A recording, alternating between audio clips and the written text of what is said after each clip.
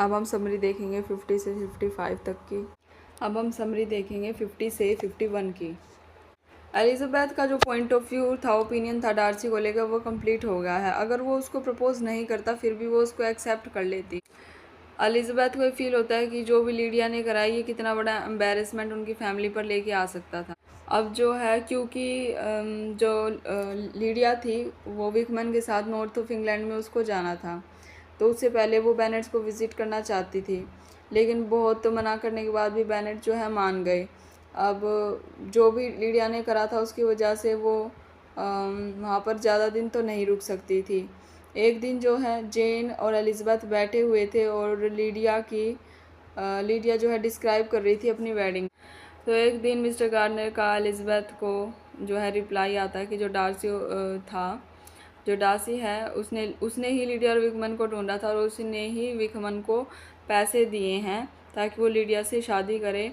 और लेकिन इस चीज़ पे जो लीडिया है वो कहती है उसने पैसे इसलिए दिए क्योंकि वो एलिज़ाबेथ से प्यार करता है। जब लीडिया और विकमन चले जाते हैं तो खबर आती है कि बिंगले नीदरफील्ड्स में दोबारा आ रहा। तो जब डार्सी और बिंगले नीदरफील्ड्स में आए तो उन्होंने बेनेट्स को भी विज़िट किया। जो मिसेस बेनेट थी वो डार्सी को थोड़ा वैसे बुरे तरीके से ट्रीट कर रही थी और बिंगले को अच्छे से ट्रीट कर रही थी, क्योंकि उसे पता नहीं था कि डार्सी ने ही पैसा दिया है विकमन को ताकि वो उसकी बेटी से शादी करे। और वो वादा करते हैं कि लॉन्गबोर्न में जल्द ही डिनर के लिए आएंगे। और फिर डार्सी और बिंगले जब डिनर के लिए आते हैं तो जेन जब वो बिंगले डिनर के लिए आते हैं डिनर टेबल पे, बिंगले तो जेन के साइड में बैठ जाता है और डार्सी एलिज़ाबेथ के सामने बैठ जाता है। तो एलिज़ाबेथ को लगता है कि एक बार उसने शादी के लिए इनकार कर दिया, अब डार्सी उससे बार बार मैरिज के बारे में नहीं पूछेगा।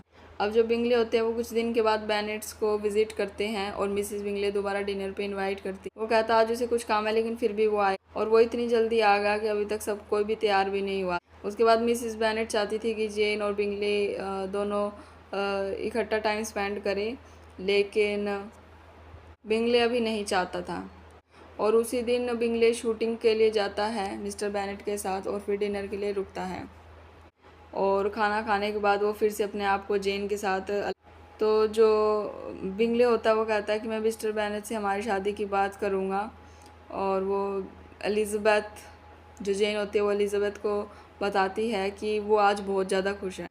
उसके बाद उनकी इंगेजमेंट जो है तय हो जाती है कि होएगी। और उसके बाद जो बिंगले वो उनको विज़िट करता है, बिंगले बताता है कि उसे नहीं पता था कि वो लंदन में है और ये उसकी बहनों का काम था कि उसको उससे दूर रख रही थी।